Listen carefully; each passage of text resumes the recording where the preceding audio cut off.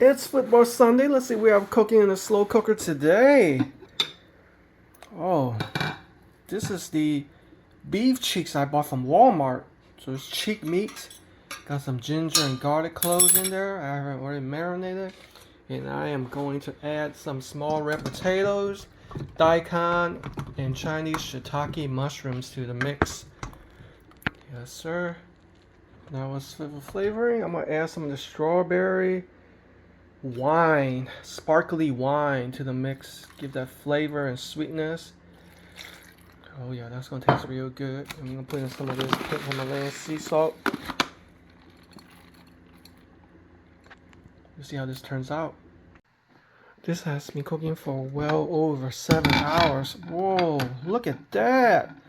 Look at how tender that meat is fall off the, not that it has bones, but oh man, the rest of everything is ready. That looks delicious.